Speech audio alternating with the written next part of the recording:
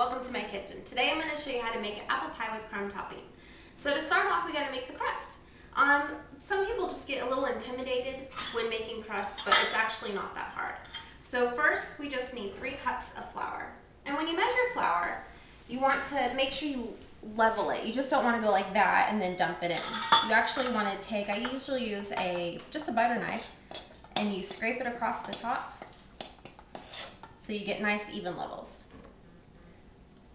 When you cook regular food, like what you would make for dinner, you can get away with just kind of putting a pinch of this, a dash of that, but baking's a little more strict. You kind of really have to follow the rules.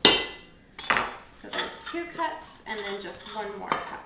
We got a 1/4 teaspoon of salt and 2 tablespoons of sugar. You can also use the same recipe for like a quiche or a tart or some sort of savory pie. And if you do that, you would want to just omit the sugar from this and put about a 1/2 teaspoon of salt. So we got our salt and our sugar all incorporated. And next we're going to add in our fats. And we have a 1.5 sticks of butter. So you just want to take your butter and you want to cube it up into little squares. I usually cut it into 3s both ways and then cut it down the middle.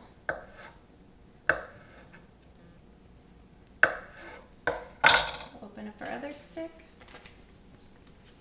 And you do want your butter as cold as possible. Then that way your pie crust will be really flaky. And then you just take the little chunks and you just put them in your flour.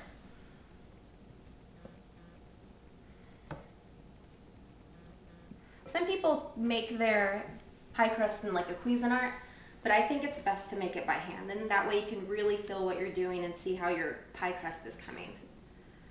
So just get all your butter in there. And we're also going to use a 1/2 cup of shortening.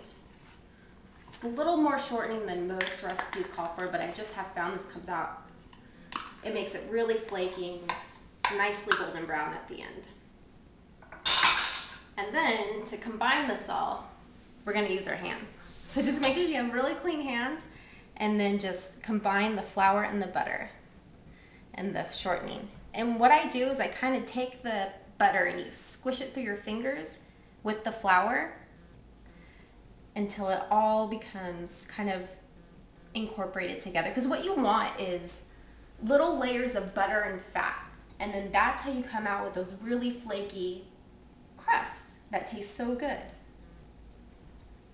So you just go through and I just kind of squish it all through my hands. Okay, that's pretty well incorporated. And then the last thing we're going to add is a 1/2 cup of cold water. So that just goes right in. And now that it's pretty much mixed, we're going to just turn it out on our cutting board here and knead it a little bit by hand. And dump it all out.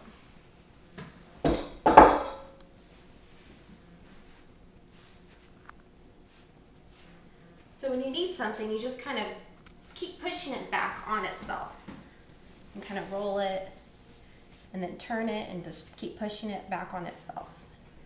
And at first it looks like just a big mess, but eventually you'll see that all just will come together.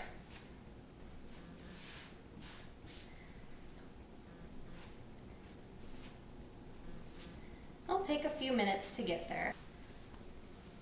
And this recipe here makes 2 pie crusts. But for this, what we're doing today, we're only going to use 1 of them.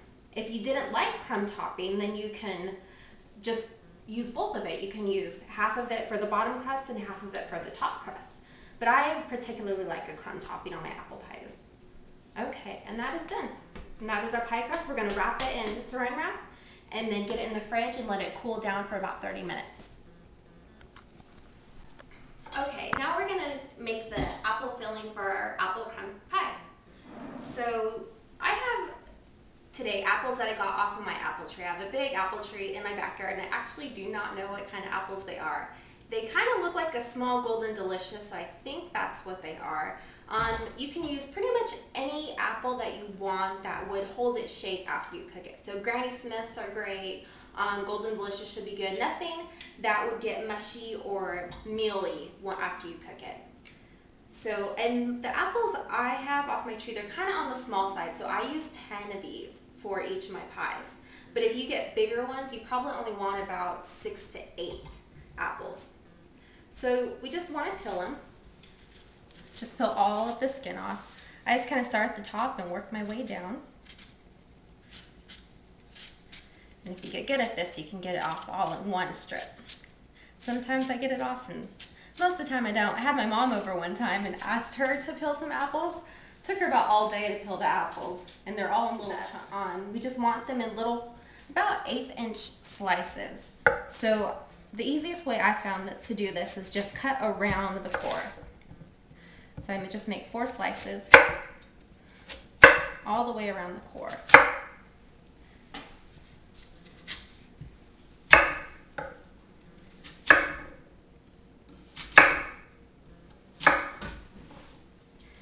Get rid of the core, and then you're just going to chop each piece up into little, about 1/8 inch to anywhere from 1/4 inch to an 1/8 inch. Not too big, not too small, but whatever size is fine. If you have some bigger than others, that's good too, because then when the pies cook, you'll have some pieces that are more tender and some pieces that are a little bit crisp still. And that's always nice to have the combination. Okay, so we're just gonna put all of our apples here in our apple bowl. Now the other apples that I cut up a little earlier, they've already turned brown. And there's nothing wrong with them. They just are a little oxidized from the air. If you don't want that to happen to your apples, then you'll want to put about 1 tablespoon of lemon juice all over them, and that will stop that from happening, or it won't happen so quick. But because my apples are so fresh, they brown really quick, and I don't mind it. It's all going to get cooked away anyway, so you won't even know that it's there.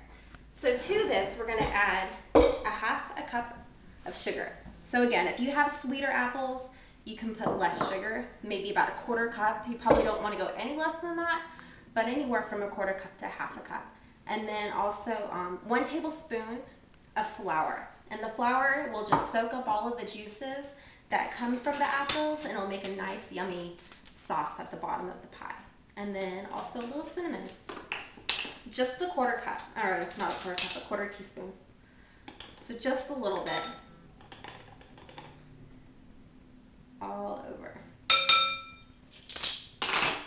Just gonna grab a spoon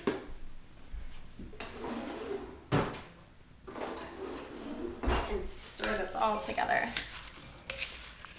Get all the sugar and the cinnamon all over the apples.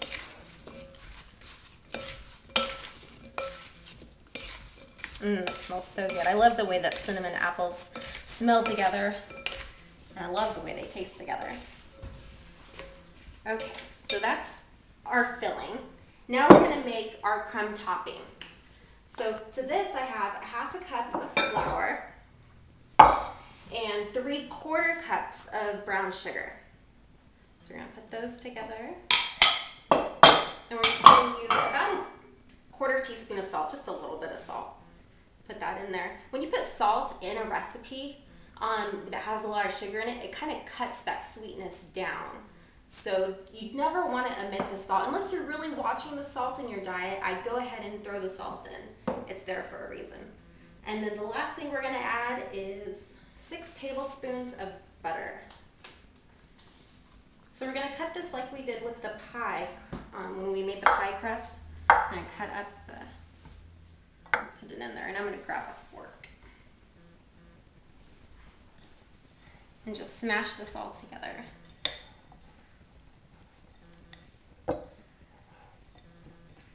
And because I can never leave my hands out of anything, I'm going to do this by hand. You get just a much better product when you do it by hand. It's kind of just like how we did the pie crust, where you just kind of mush it all together. You want to do the same thing. You just want to incorporate the flour and the sugar and the butter until it comes all. Okay, and there's our topping. It's just real crumbly, kind of like almost like sand. Should feel like sand.